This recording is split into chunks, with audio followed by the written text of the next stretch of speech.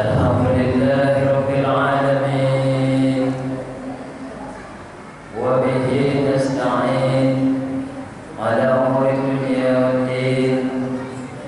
Asyhadu an la ilaha illallah wahdahu la syarika lah wa asyhadu anna Muhammadan 'abduhu wa rasuluhu sallallahu alaihi wasallam la nabiyya ba'da.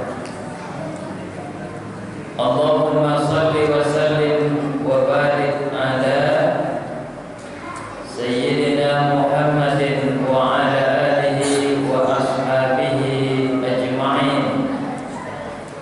Amma ba'du fa ya ibadallah, usikum wa nafsi iyaya bitaqwallah faqad fazal muttaqun. Ittaqullaha haqqa tuqatih wa la tamutunna illa wa antum muslimun. Faqala Allah Ta'ala fil Qur'anil 'azim, a'udzu billahi minasy syaithanir rajim. Bismillahirrahmanirrahim. Fadzakir fa inna dzikra tanfa'ul mu'minin. Shadaqallahul azim.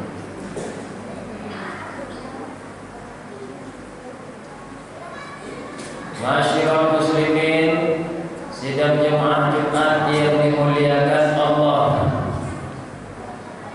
Di Jumat ini marilah sama-sama kita tingkatkan takwa kita kepada Allah. Kita kerjakan perintah Allah, lalu kita tinggalkan seluruh larangan-larangan Allah. Bersyukur kita alhamdulillah rabbil alamin, sampai detik ini pun Allah masih beri nikmat. Tidak ada yang di masjid ini tidak mendapat nikmat. Semua kita dapat nikmatnya Allah. Kita diberikan angin, kita diturunkan hujan, kita diberikan kesehatan, kita diberikan kekuatan, lalu kita diberikan keimanan. Betapa banyak laki-laki yang duduk di kedai, tak mau datang ke masjid. Alhamdulillah kita sudah sampai di Masjid Istiqomah ini karena iman kita itu. Itu adalah nikmat. Salawat mengirimkan salam. Tak lupa kita hadiahkan kepada junjungan alam Nabi kita, Nabi Muhammad sallallahu alaihi wasallam. Allahumma salli ala sayyidina Muhammad wa ala ali sayyidina Muhammad. Assalamu alayka ayyuhan nabiyyu wa rahmatullahi wa barakatuh. Mudah-mudahan kita semua yang ada di sini juga orang beriman, baik keluarga kita, saudara kita di muka bumi ini, yang selalu berselawat salam kepada baginda Rasulullah sallallahu alaihi wasallam, mendapatkan syafaatnya. Itu gunanya di dunia, juga berguna di akhirat. Amin ya rabbal alamin.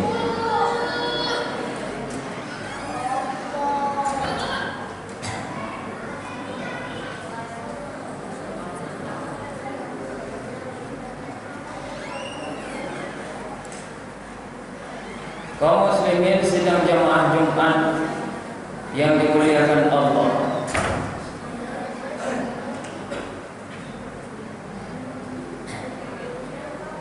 Orang yang paling bersih hatinya itu Rasulullah. Orang yang paling banyak kebaikannya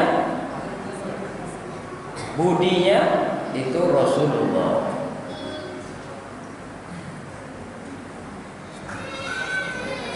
Tapi orang semacam ini tidak pernah satu hari lepas untuk tidak ingat kepada Allah. Ia selalu ingat kepada Allah, baik dalam keadaan bukrotan ini pagi maksudnya, atau dalam keadaan wa asila petang. Setiap pagi petang ingat Allah, setiap siang malam ingat Allah. Sebelum ia tertidur juga ingat Allah. Baru dia bangun ingat juga kepada Allah. Cocoklah kalau begini. Rasulullah SAW itu disebut dengan Habibullah, kekasih Allah. Kenapa? Alamatul hubbi,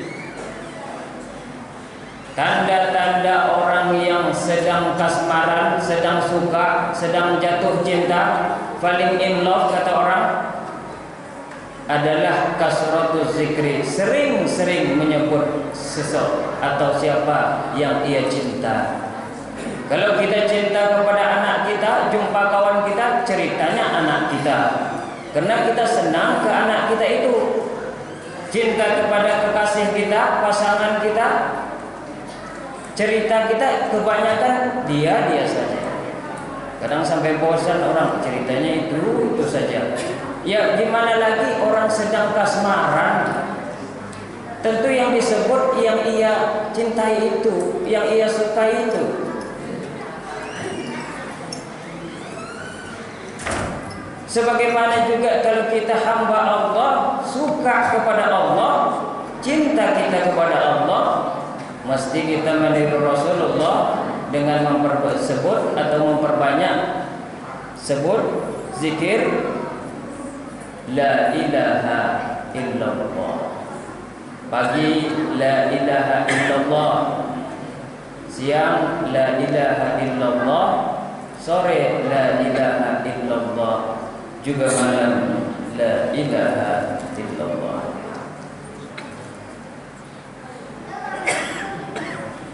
Sebenarnya zikir ini tidak merugikan siapapun. Maka saya boleh mengatakan, kalau kau berzikir, kamu seorang pedagang, kamu tidak akan rugi. Kamu berzikir, kamu seorang kontraktor, kamu tidak akan rugi. Kamu berzikir, kamu seorang kepala desa, kamu tidak akan rugi. Tapi kalau kamu bohong, kamu seorang kontraktor, tidak lama lagi rugi kamu. Kamu pedagang, penjual pulsa, pedagang burung, pedagang apapun, kamu bohong, tidak lama lagi kamu rugilah. Kepala desa banyak janjinya saja, kamu bohong, nggak lama lagi pun, atau sebelum masa jabatanmu habis udah turun kamu duluan di demo sama masyarakat, karena banyak janji, banyak bohongnya. Tapi kalau kita zikir, ini mencakup ke seluruh manusia. Saya berzikir, saya untung. Anak-anak berzikir, anak-anak untung. Jemaah berzikir, jemaah untung. Udah tua, perbanyak berzikir, untung bagi dirinya. Maka dikatakan dalam Al-Quran itu, fazakir, maka zikirlah. Fa inna zikra, sesungguhnya zikir itu dan fa'u, ada untungnya, ada manfaatnya lil mu'minin, bagi orang-orang yang beriman.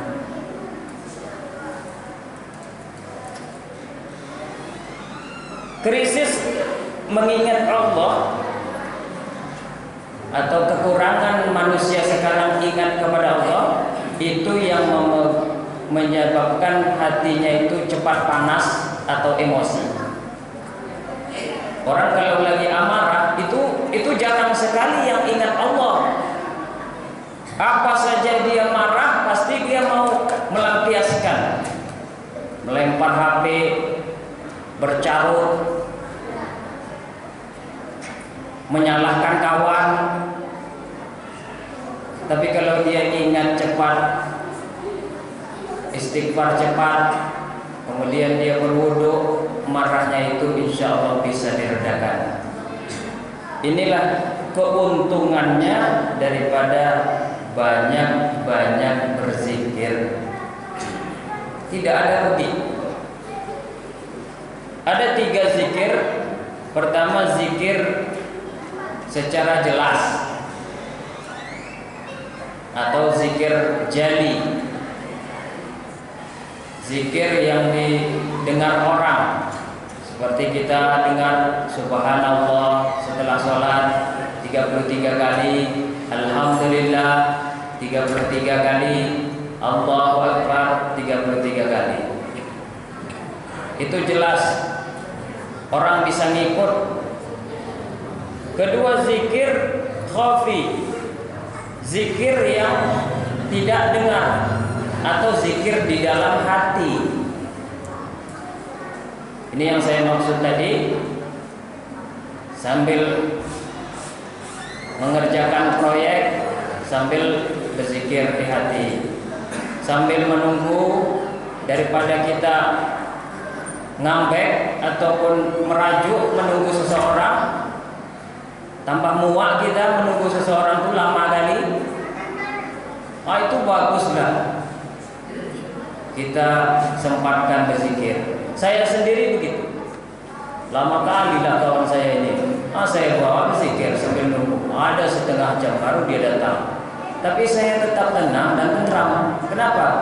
Terisi pikiran saya dengan zikir saya, bukan dengan amarah saya karena muak menunggu dia lama.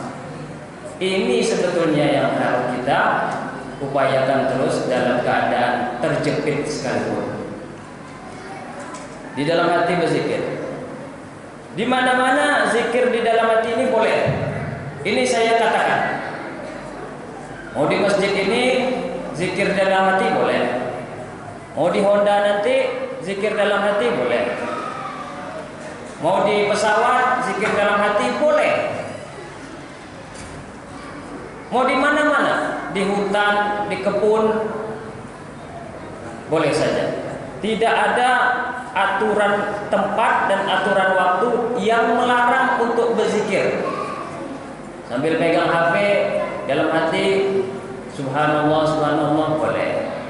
Tidak ada aturan tempat dan waktu yang melarang untuk berhenti berzikir. Makanya saya pernah dengar juga ada sebuah kecelakaan.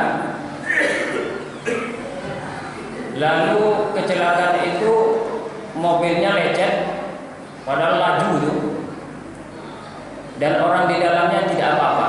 Bapaknya tidak apa-apa, anak-anaknya tidak apa-apa, istrinya tidak apa-apa. Apa kata supirnya? Kata supirnya itu, saya melihat tadi Pak, selama di jalan anak bapak itu kayaknya komat kamit. Komat kamitnya rupanya anaknya yang sebesar SD saja sudah biasa berzikir di dalam perjalanan, berzikir alhamdulillah ada eksiden, ada kecelakaan, selamat satu mobil.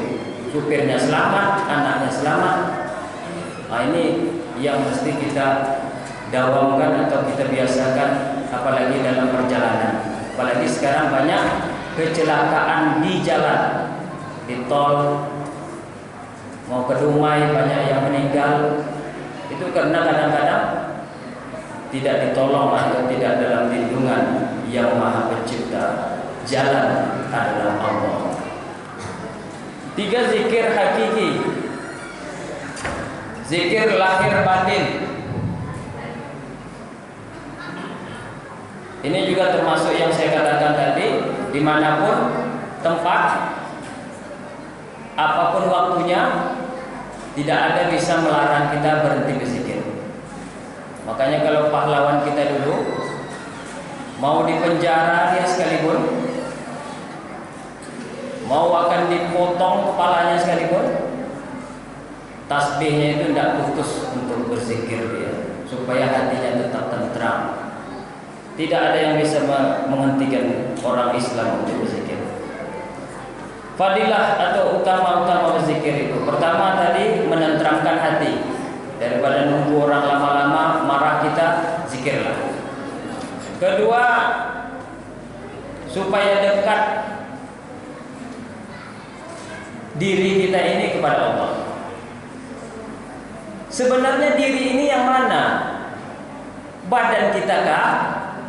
Atau di dalam badan? Ini kadang-kadang jarang dikupas kembali. Badan kita dari ujung kaki sampai ujung rambut itu akan habis dan akan berubah. Sifatnya khayali. Nggak bisa mau pakai sampo, rambut kita akan cantik terus. Nanti kalau udah umur 50 berubah juga itu rambut. Mau pakai Pepsodent, gigi kita kuat terus, nanti umur 30 bisa ompong juga gigi itu.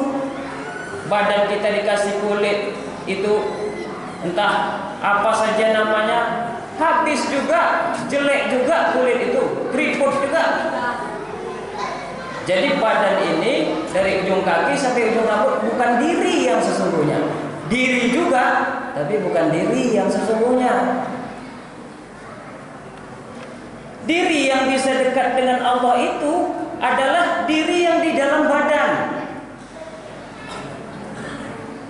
Apa diri di dalam badan itu? Itulah roh kita masing-masing. Dan cuma itu yang bisa sampai kepada Allah.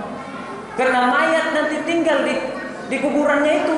Mayat siapapun tinggal di kuburannya itu. Tapi rohnya, kalau rohnya bersih, suci, baik perbuatannya, berilmu dia dengan kebaikan, nah itu sampai kepada zat yang maha suci. Karena orang zikir selalu, bersih hatinya, sampailah rohnya nanti kepada Allah. Baik semasa hidup sekarang maupun semasa mati nanti setelah mati. Ketiga, zikir merupakan menghapus dosa. Nabi pernah menegaskan siapa yang mampu membaca La ilaha illallah wahdahu la syarikalah lahul mulku wa lahul hamdu yuhyi wa yumit wa huwa ala kulli syai'in qadir. 100 kali siapa yang mampu membaca itu La ilaha illallah wahdahu la syarikalah lahul mulku wa lahul hamdu yuhyi wa yumit wa huwa ala kulli syai'in qadir, pahalanya sama dengan membebaskan budak. Budak ini lebih daripada pembantu. Ditulis 100 kebaikan, dihapus 100 dosa, terpelihara godaan setan pada hari itu. Maka siapapun yang membaca itu sekarang La ilaha illallah wahdahu la syarikalah lahul mulku wa lahul hamdu yuhyi wa yumitu wa huwa ala kulli syai'in qadir. Dia menengok HP-nya ada wanita-wanita yang tidak baik auratnya, berdosa dia, terhapus 1 dosa. Kalau dia baca 100, terhapus 100 dosanya. Itu maksudnya zikir ini merupakan sarana penghapus dosa. Kemudian yang terakhir adalah zikir dapat menolak kefakiran. Barang siapa yang membaca la haula wala quwwata illa billah 100 kali dalam sehari, maka tidak akan ditimpa kefakiran selamanya. Hadis riwayat Ibnu Abi Ad-Dunya. Bacalah la haula wala quwwata illa billah 100 kali satu hari. Sambil duduk la haula wala quwwata tidak ada dayaku, tidak ada kekuatanku, kecuali kekuatan dan dayaku ini adalah oleh karena Allah. Insya Allah penyakit-penyakit masyarakat yang masih miskin itu tidak akan menimpa dirinya. Orang fakir, orang miskin yang selalu berserah la haula wala quwata illa billah. Saya bukan menjamin karena saya manusia juga. Tapi Allah yang Maha memberi rezeki, Al-Wahhab, menjamin kalian yang masih miskin, fakir tidak akan jatuh miskin. Dengan begitu, menurut pikiran saya, kalau kita sering berserah pada Allah, tentu kita nggak memperbuat perbuatan yang malas. Itu rajin kita jadinya. Masa saya hamba Allah udah baca la haula wala quwwata illa billah 100 kali, malas-malas juga lagi. Apapun mau dikerjakan, yang penting halal. Kalau udah begitu, kemudian dia istiqomah, setiap hari dia baca gitu, kemudian rajin setiap hari, itu insya Allah tidak akan miskin lah selama-lamanya. Miskin ini kadang-kadang karena malas saja, bukan karena takdir. Jangan bilang ini sudah takdir saya, orang tua saya miskin, kakek saya miskin, saya juga miskin. Memang udah nasib kami orang miskin. Enggak boleh kayak gitu. Itu namanya pasrah namanya. Harus berani rajin dan harus berani berubah. Qad diru ya ulil absar la'allakum tuflihun.